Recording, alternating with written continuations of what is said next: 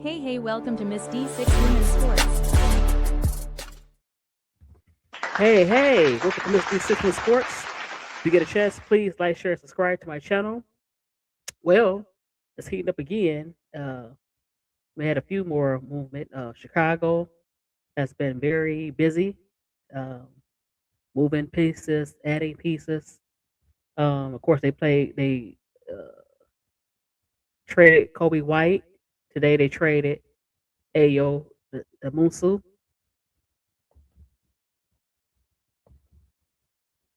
And we're going to also talk about Kaminga, finally free with the Warriors. We had a few more movement. Rod Dillingham, the top five pick for the Timberwolves, traded. Um, you know, this will be the future point guard, but it didn't work out for him in Minnesota. So let me get to my screen.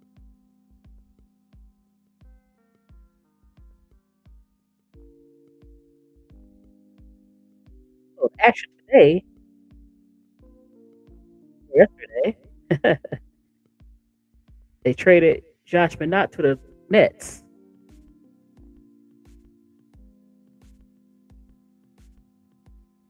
Says Boston signed Minott summer to a 2-year minimum salary, includes a second round year option. The 6'9" swing man who's averaging 5.8 points on 44% shooting. It says while Minott played reasonably well in Boston, he has been out of the rotation. So it's like they kind of gave up on the player Josh Minott. So they traded him to the Nets. Now the Nets, to make room, they traded. Well, they waived Cam Thomas, allowing him to walk. Thomas wasn't with the Nets on their flight to Orlando on Wednesday, and he was listed out as out for tonight's game due to personal reasons. So the hits that they was already trying to move away from Cam Thomas. So instead of trading him, they probably didn't have any trade offers. They allowed him to walk. It says he put on waivers, and it's a hard cap for a team that want to pick him up. It says he held a de facto no trade clause after signing his qualifying offer as a restricted free agent last summer, while limited Brooklyn's ability to move on for him. So it's hard because he had the power.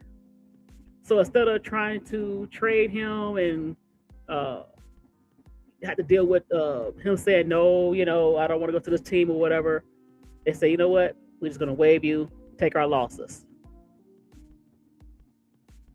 It says they was hoping, Cam Thomas was hoping that they will release him if he wasn't traded, so he could pick up his next team once his waiver is clear. Wonder what team would pick him up. It says the Nets didn't make a strong effort to work out a long-term contract in free agency, and it became clear that his future was probably with another team. So be on the lookout. We'll see.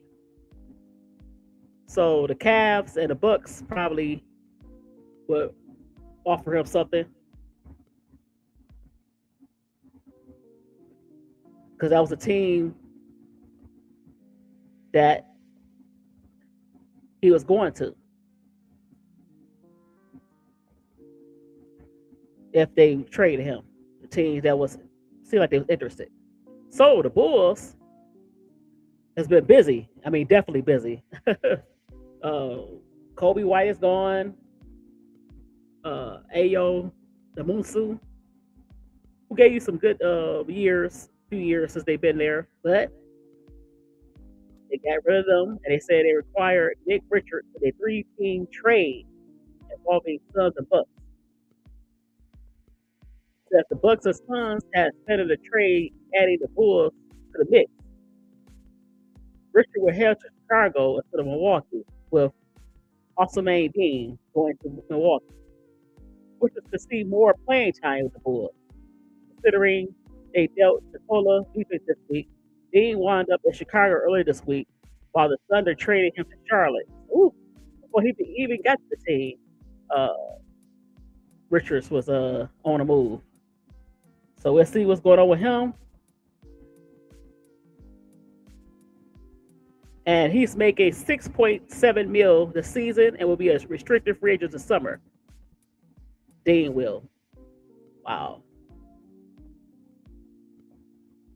Says the Bucks and Suns reached an agreement on a trade that would send guard Cole Anthony and wing Amir Coffey to Phoenix in exchange for Nick Richards and forward Miguel Hayes Davis.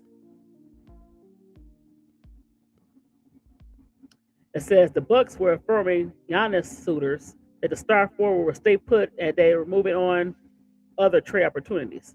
So he's staying put, but I guess they try to convince Giannis to stay.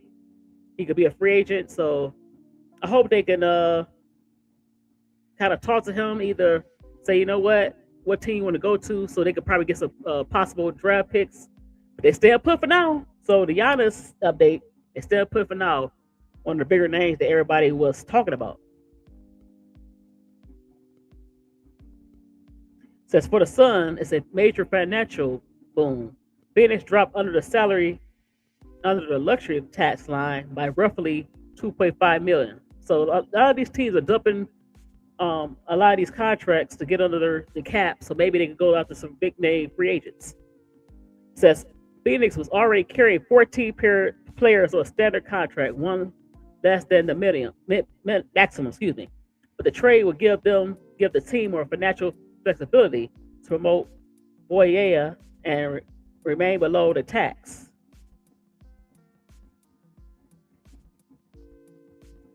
It remains to be seen whether the Suns will retain both Anthony and Coffey, but they could create another roster opening if they waive both of them. So, yes, they got traded to Phoenix, but they just probably financial dumps so they can either. I think they probably waive them. So Anthony and Coffey might not be there. So Cole Anthony has appeared at 35 games on the bench this season. He's averaged 6.7 points and 3.5 assists. Coffey has seen action in 30 games, averaging 2.4 and 8.4 minutes per contest. Now, Cole Anthony is a valuable piece as he could fill the role as a backup point guard. So maybe they waive him, maybe they won't.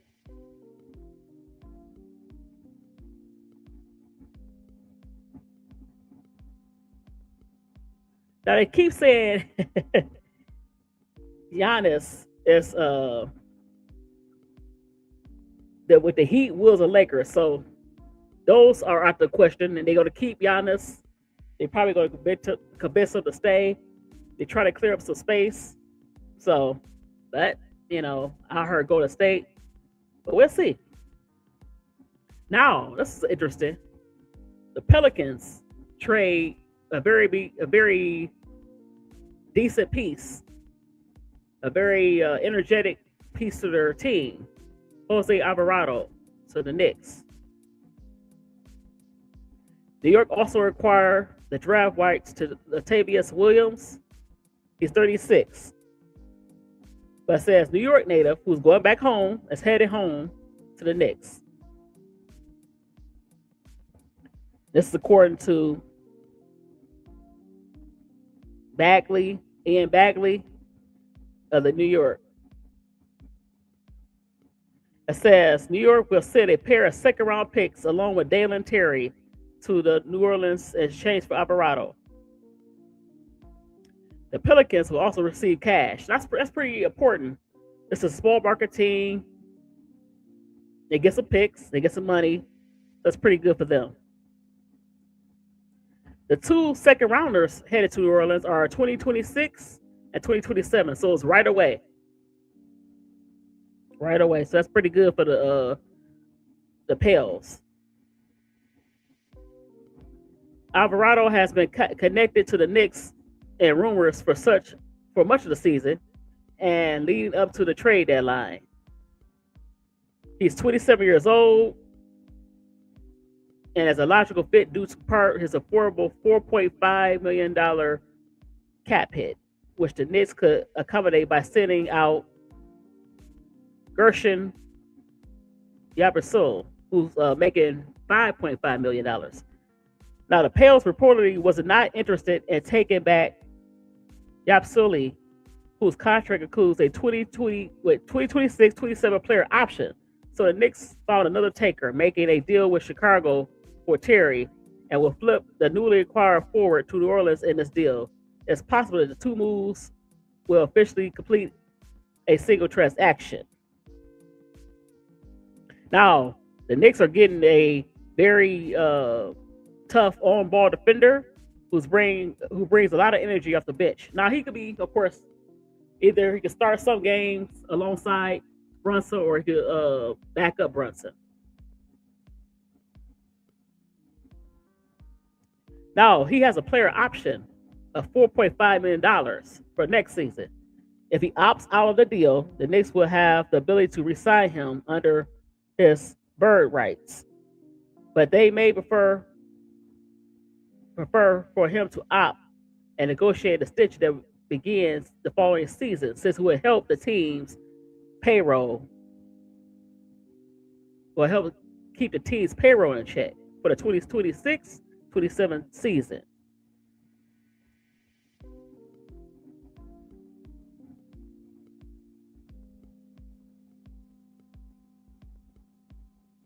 Now, the Warriors made another trade. They trade Trace Jackson to the Raptors. Jackson Davis to the Raptors. So Jackson Davis, 27, saw rotation minutes during his first two seasons, but his role has been reduced this year. He has appeared in just 36 games and is averaging 4.2 points and 3.5 rebounds and 11 minutes per night.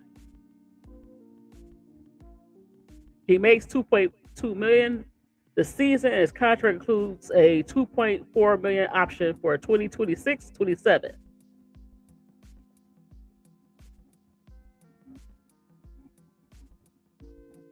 Says Toronto adds some size to its front court by using the space created by trading Ochai Agbaji earlier in the day.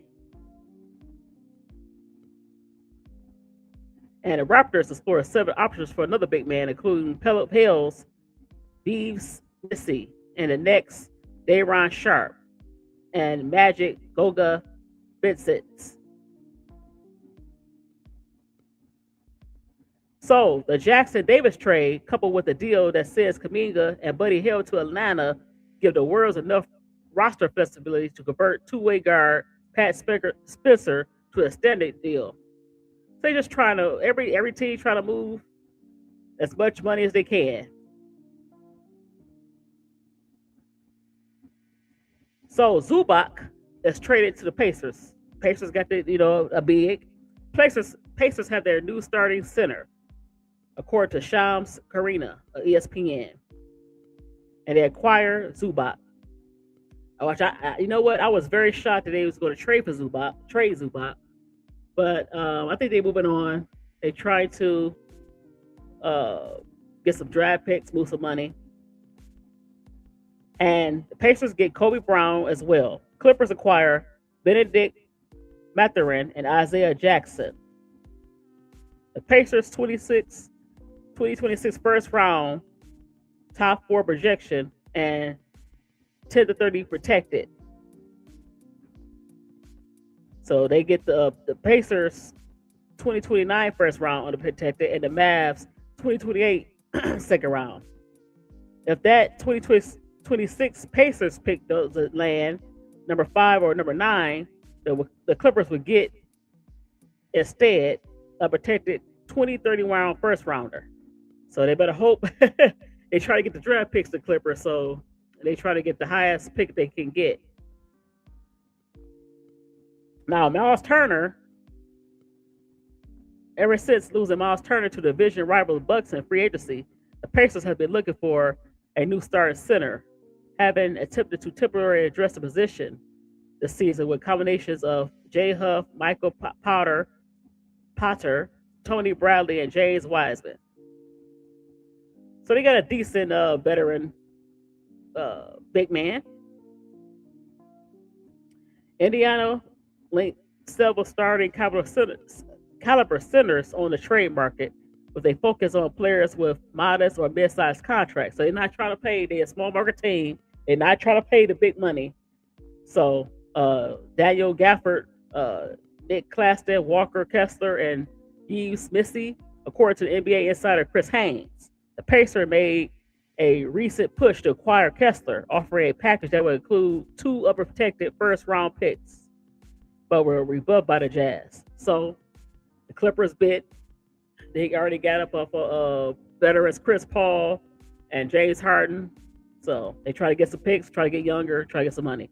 It says Zubac was the one name continually being linked to the Pacers for much of the season. So, but it was unclear if the Clippers intended to entertain offers for him, finding their way back into the postseason picture with a 16-3 stretch. In the wake of the Clippers deal, sending James Harden to Cleveland. And Indiana pivot to its attention to the 28-year-old big man. So he's still relatively young. Says Zubac is coming off a career year in which he's averaged 16 points and 12.6 rebounds per game. Finished as the most improved player, runner-up, made the all-defensive team second team, and played 6th in the defensive player of the year voting. So yeah, I mean, you know what? Clippers didn't want to get off of Zubac, but as well they playing, I still think this team is not going anywhere. So you try to get younger, you got younger, you're getting younger, and you get some draft picks, and you might have to bite the bullet, and you're going to be a rebuilding team. Now, how quickly? I don't know.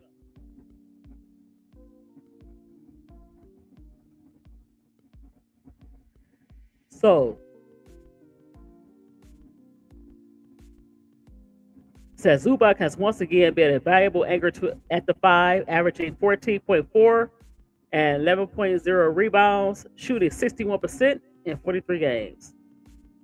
He also has a team-friendly contract that includes an $18.5 million, $18.1 million salary, with guaranteed salaries of 19.6 and 21 million to follow. The cap hit will increase slightly as a result of the 5% trade kicker included in his contract, also adding $800K per year.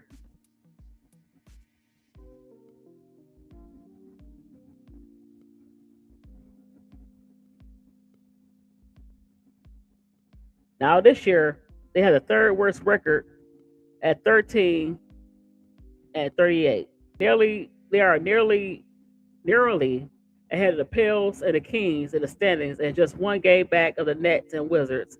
So their place in the lottery standing could change between now and the end of the season. But now there's a 52.1 chance they'll land a top 4 pick, and a 47% chance they'll land a pick between 5 and 7. It says, in other words, the Clippers will have a roughly 50-50 chance, or slightly better, depending on where the Pacers finish. So they hoping the Pacers kind of not tank, but it's still cap friendly for a win-win for both.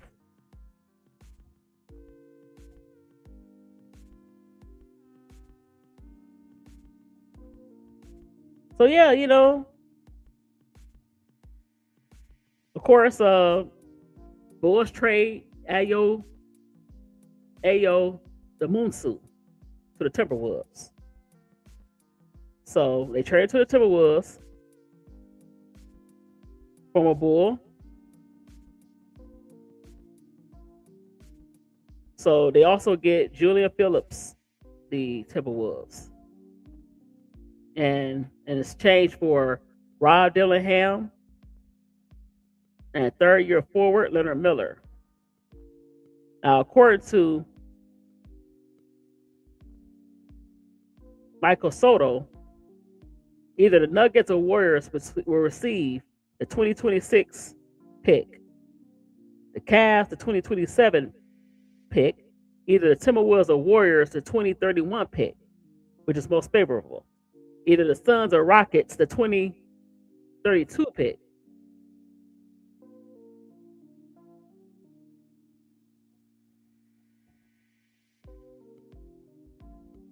Says the Timberwolves has been looking out for a way to upgrade, their backcourt much of the season. Mike Conley, the starting point guard for most of the last season, saw his production fall off. While the youngsters like Dillingham and Terrence Shannon did not take the sort of steps the team hoped they would. So they kind of gave up on Rob Dillingham.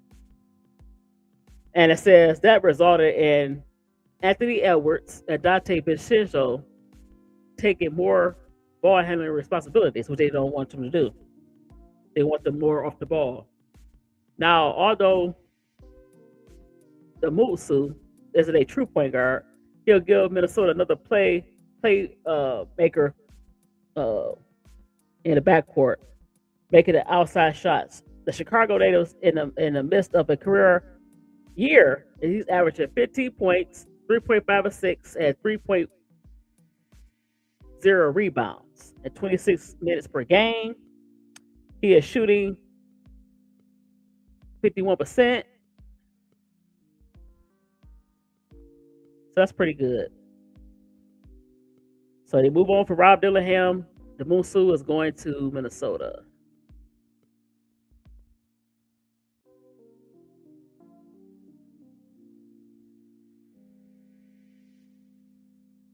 So Chicago still kept their core backcourt when Josh Giddey and Trey Jones and Jaden Ivey, Colin Sexton, and Anthony Simmons.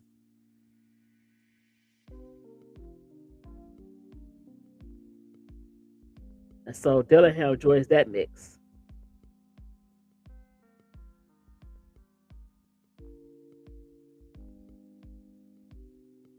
So the Lakers made a move for a decent outside shooter. They needed. Lakers trade Benson, second round pick, for Luke Kennard. So Luke Kennard gather a second round pick for the Hawks, for the Lakers, So Atlanta Hawks is acquiring guard Gabe Benson and the Lakers 2032 second round pick from the Los Angeles Lakers in exchange for sharpshooter Luke Kennard.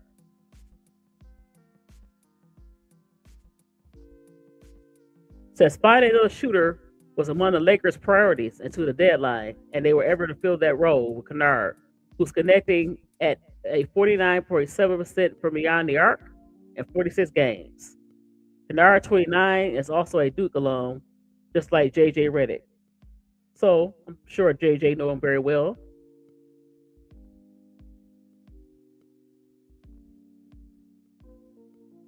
Now it says Benson was not able to provide the value the Lakers are hoping for when they signed him as a free agent in the summer of 2023. Injuries played a role. He was limited to 11 games in his first season in LA and appeared in just 29 games this season. The two players have aspiring contracts, with Kennard at 11 million, and Benson at 11.5 million. So the trade won't carry any major financial implications, either this season or beyond. So they kind of switch. The contracts matched up, so it's a win-win for both. Giannis, like he's staying, of course, and of course Ja Morant, very interesting. Last 3 years has been rough for him. He's supposed to be the face of the league, and nobody was willing to budge. Both sides. Memphis wanted draft picks. A lot of teams do not want to give their draft picks. He's supposed to have went to the Kings. It was rumored that he was going to the Kings or even Miami. But it seems like it's falling through. So the question is, do anybody want Ja Morant at this point? And if they don't, it's kind of sad.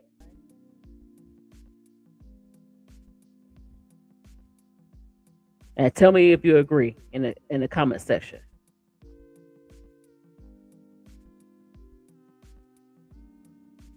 They put number one, James Harden. No player traded at the deadline is under much pressure as Harden. Well, yeah, you know why? That he's under pressure like that. He asked out. He said, "I don't want to be here." Now you play with a team that has a legitimate uh, playoff push. They can go far in the playoffs. You playing next to Donovan Mitchell. You got some good pieces around you, younger. So it says the Cavs likely traded for a superstar guard with a large machinations in his mind. His player option for the next offseason is only partially guaranteed, and they got off a long-term commitment to Darius Garland by landing Harden. But the immediate is a win-now trade. Yeah, they expected you to carry them to the Eastern Conference Finals at least. That was the goal last year, and they kind of choked. And you playing next to Spider. So you asked for the trade, you wanted out. They gave you your wish. They gave you a team that's decent. Says given Garland's injury issues have kept him off the court for most of the season, and after the same thing happened in the playoffs last year, all signs were pointing to another early exit for the Cavs. That's a disastrous outcome for a number of reasons. The biggest being the possibility in results in Donovan Mitchell wanted to play elsewhere. Now, Donovan Mitchell's like, you know what? Bring Harden. And I'm like, James is a good player. But James, he wanted out of the Nets. You playing with KD, you playing with Kyrie. They supposed to be your friends. You want out of there. They got you to a decent playoff contender team with Joel Embiid. You want out of there. They want to go back home. They traded you to the Clippers, back to LA. You want out of there. Now you're playing with Spider.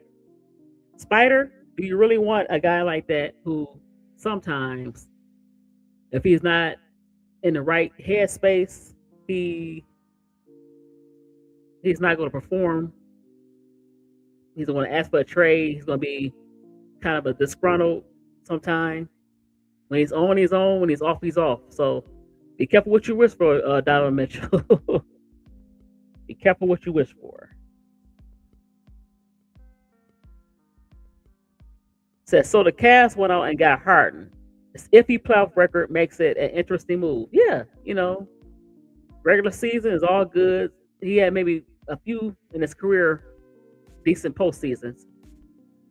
But as an on-court fit, he does what Garland did, but better. Harden is still an offensive system unto himself, averaging 25.4 points and 8 assists per game.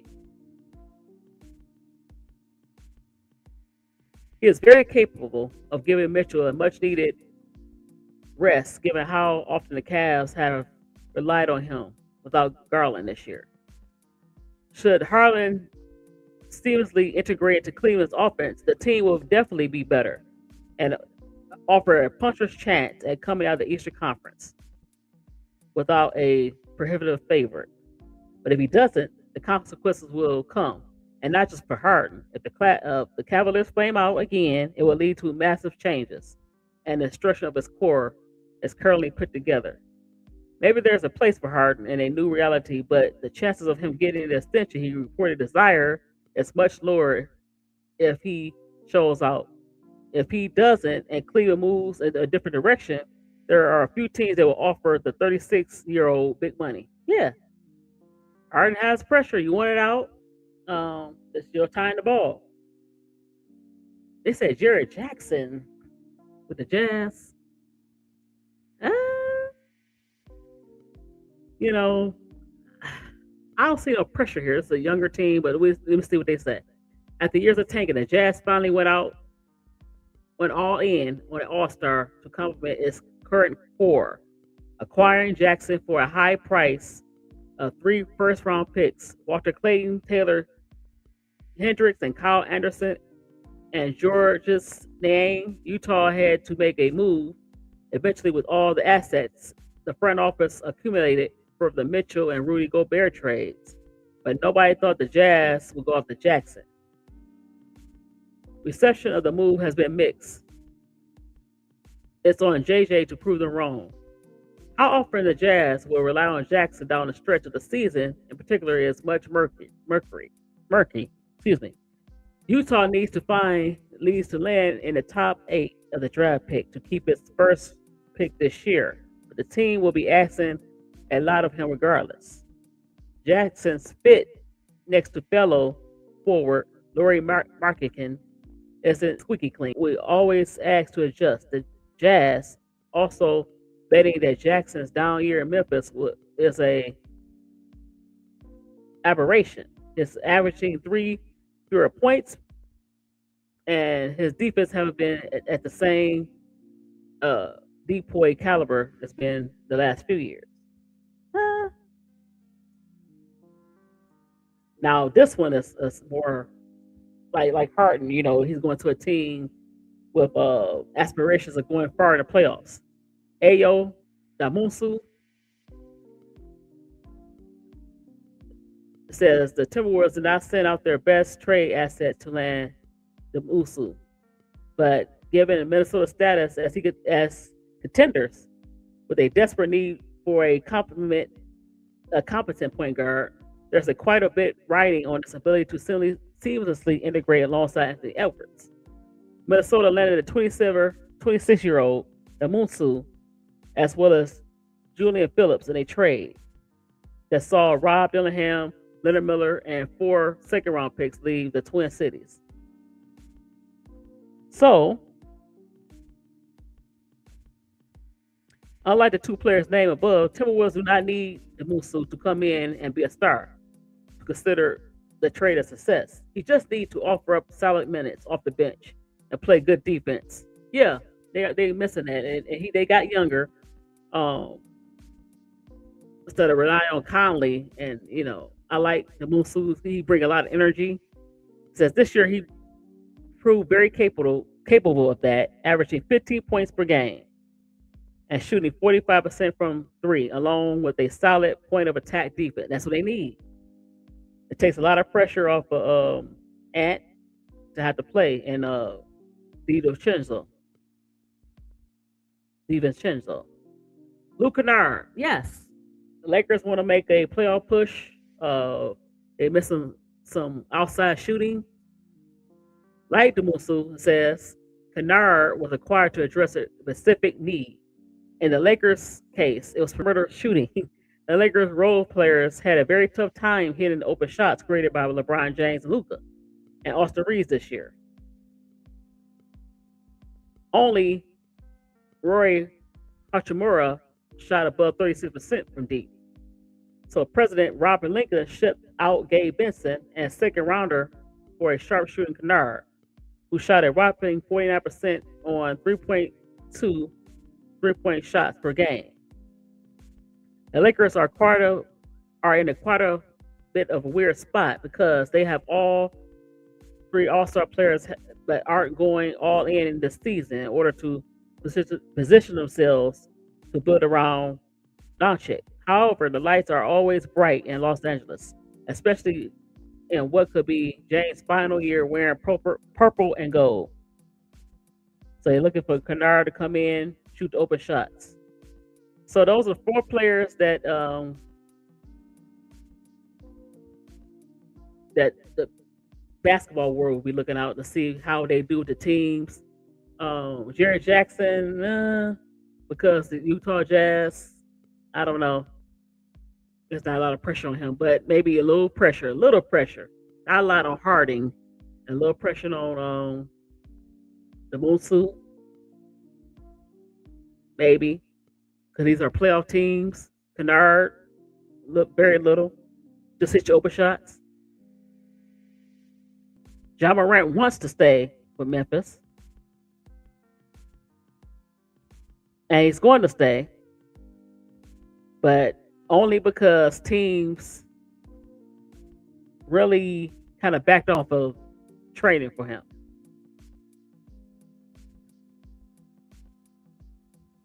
You know, with the injuries and the off the court issue, he was the face of the league, but they kind of,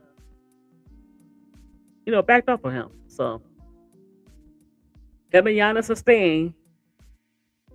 So that's been the trade uh, deadline update. Very interesting. No big names.